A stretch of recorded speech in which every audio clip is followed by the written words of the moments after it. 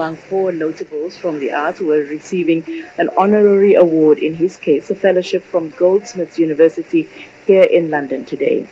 Mr. Kuyateh is an internationally renowned kora player who has helped bring the instrument to a global audience in a career spanning 30 years.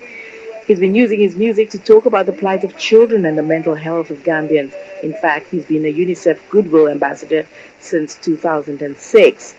Jaliba Kuyateh has most recently been working in collaboration with Lauren Stewart, a professor of psychology at Goldsmith University, where she founded the MSc in Music, Mind and Brain to champion innovative ways of transmitting healthcare messages through music, particularly the kora. Lauren and Jaliba came into the studio to talk about their project and to play the music he made to encourage men to get involved in maternal health care. It was so fortunate that they found me had series of songs dealing with maternal health, with mental health. So those are the songs I have been using quite a long time. Are those traditional songs, or are they songs that you... No, they are songs that I have done years back, especially when I was nominated as UNICEF's Goodwill Ambassador. So anything pertaining to children was my sense of focus. Lauren, tell us about the project and how it came about. Okay. So I've been leading the project that we call CHIME, which stands for Community Health Intervention Through Music Engagement. And that work actually was about co-creating a music-based support group for pregnant women to basically use participatory music to come together, to lift mood, to create social bonds, and to use the songs to convey some simple messages about how to cope with the physical and psychological challenges of pregnancy. So that was a previous project, but through our work in that project, we learnt from pregnant women in the Gambia that lack of support from a husband or from a partner during pregnancy is the number one cause of mental distress. And this also resonates with a lot of published work from sub-Saharan Africa. And so we decided to do a community outreach project around this idea. And that's when we reached out to Jaliba, because his status in the Gambia as a very respected Jali, a hereditary musician, means that when Jaliba sings, people really listen. Music for health communication is a very natural, very important thing in Gambia and elsewhere.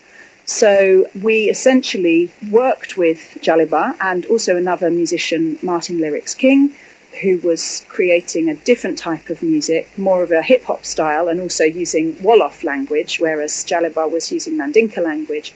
We basically discussed with both of them what the appropriate messages might be. So it was based on the evidence that we had from discussing with pregnant women the kinds of messages that might appear in their songs, and then we basically left it up to them to write their songs. So tell me this, given that music and the role that it plays in conveying messages and promoting healing and cohesion and all of that, wasn't it a bit of reinventing the wheel? What had caused the disconnection that your project reintroduced the concept? Well, it used existing cultural practices and the medium of music as health communication, and focused specifically on the idea of highlighting the importance of partner support in pregnancy. So that's quite a specific message. The partner support, okay. Yes, partner support in pregnancy, and the specific ways in which husbands could support their wives during pregnancy, and really even sort of raising that as kind of a point of discussion was important. The central message that Jaliba and the other musician, Martin Lyrics King, came up with us was, by supporting your wife during pregnancy, you're giving your child the best start in life.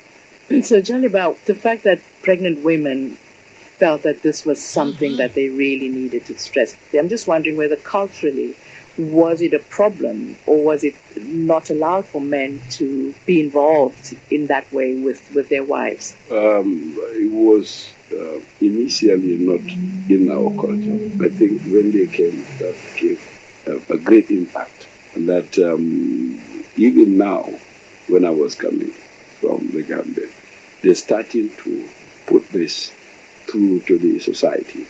That even when pregnant women are at the point of delivery, their husbands should be standing.